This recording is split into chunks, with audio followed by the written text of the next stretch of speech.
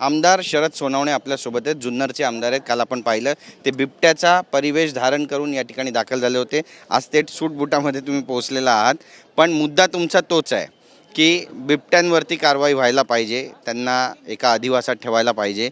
हा मुद्दा पुढे कसा नेणार आहात? मी मुख्यमंत्र्यांशी आज सकाळी सुद्धा चर्चा केली दालनामध्ये। साहेबांनी ही बाब गंभीर घेतलेली आहे।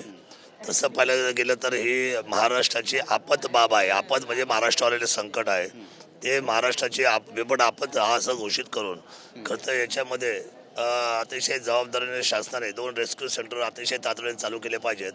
कारण वर्ल्ड वाईड जर आपण पाहिलं तर वर्ल्ड वाईडची जी संघटना आहे, वनजीव संघटना, ही कुठल्याही पद्धतीने शेड्यूल 1चा प्राण्याला ना तुम्हाला गोळी मारून देणार आणि नाही तुम्हाला ते नसबंदी करून देणार।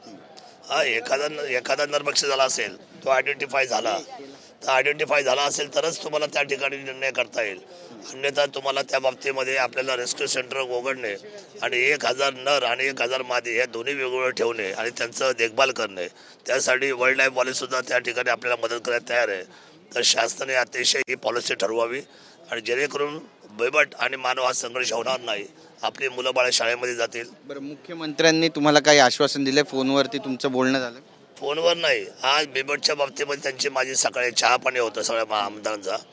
त्यावेळेला 1-2 मिनिटाच्या टेबलवर आमच्याशी चर्चा केली आणि त्यांनी सांगितलेलं की या बाबतीमध्ये गंभीर पाऊल आपण उचलू आणि रेस्क्यू सेंटर तातडीने चालू करायचा निर्णय आणि अध्यादेश आपण काढू, अशा माझी भूमिका झालेली। त्याच्या बाबत चर्चा सुरू असतानाच कुत्र्यांचा मुद्दा, भटक्या कुत्र्यांचा मुद्दा देखील विधानसभेमध्ये गाजला आणि आज आपण पाहिलं की अधिवेशनामध्ये विधानसभेमध्ये परिसरामध्ये आवारामध्ये जे भटके कुत्रे फिरतायत त्यांना पकडण्यासाठी नागपूर महापालिकेची टीम आली, जाळा लावण्यात आला, मात्र कुत्रे पळून गेले।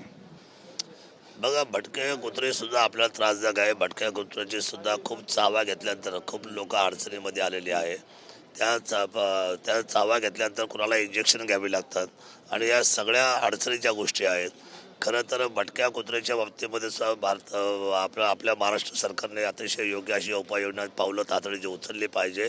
शेवटी ह्या सगळे जे प्राणी आहेत हे जर माणसामध्ये जर पाळीव म्हणून वावरले तर ठीक आहे, पण त्याचा जर त्रास व्हायला लागला, बरं ते झुंडीने फिरतात कुत्रे, आता 1-2 फिरत नाही, झुंडीने हल्ला करतात, एक माणसाला टार्गेट करतात। त्यामुळे त्यांचं आता कौतुक वाटायच्या ऐवजी त्यांची भीती वाटायला लागलेली आहे। त्यामुळे त्या बाबतीमध्ये सुद्धा अतिशय योग्य अशी पद्धतीची उपाययोजना महाराष्ट्र सरकारने करावी। नक्की, धन्यवाद आमच्याशी बातचीत केल्याबद्दल। तर आपण पाहतोय शरद सोनवणे यांनी आपली भूमिका मांडली आहे आणि जे खुंखार बिबटे आहेत, जे शिकारी बिबटे आहेत, नरभक्षक बिबटे आहेत, त्यांच्या संदर्भात त्यांनी मुख्यमंत्र्यांशी सुद्धा चर्चा केली आणि मुख्यमंत्र्यांनी त्यांना यावर कठोरातील कठोर पावलं उचलली जातील, योग्य तो पर्याय निवडला जाईल असं आश्वासन सुद्धा दिलं आहे। नेमका हा पर्याय का असणार आहे, याची अंमलबजावणी कधीपासून होणार आहे पाहणं महत्त्वाचं ठरेल। कॅमेरा पर्सन योगेश गुरवसह गिरीश गायकवाड, TV9 मराठी, नागपूर।